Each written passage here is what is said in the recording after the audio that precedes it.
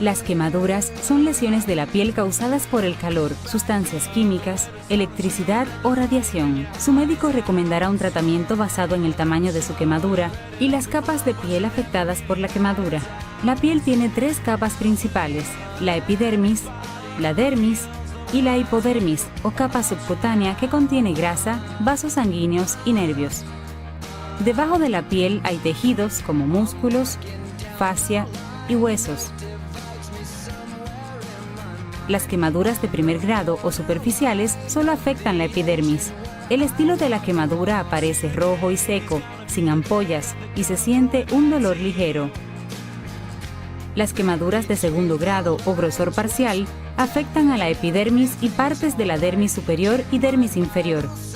El sitio de la quemadura está rojo y húmedo y es posible que presente ampollas, hinchazón y que se sienta mucho dolor. Las quemaduras de tercer grado o de grosor completo se extienden por toda la dermis y llegan hasta la hipodermis. El sitio de la quemadura aparece con un color disparejo que varía de blanco a marrón, con una textura seca y curtida.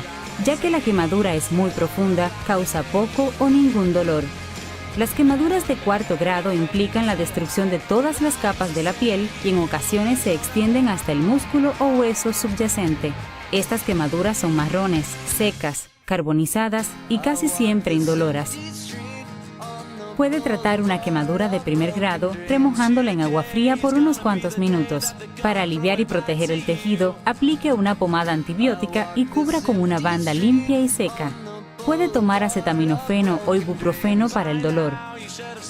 Trate una quemadura de segundo grado remojándola en agua fría por varios minutos. Aplique una pomada antibiótica para evitar que se infecte y cúbrala con una venda limpia, seca y antiadherente. Cambie la venda todos los días y asegúrese de que sus manos estén limpias. El acetaminofeno o el ibuprofeno pueden ayudar con el dolor y la hinchazón. Si tiene una quemadura de tercer o cuarto grado, vaya inmediatamente a un departamento de emergencia. Si es posible, eleve la parte quemada de su cuerpo hasta una posición más alta que...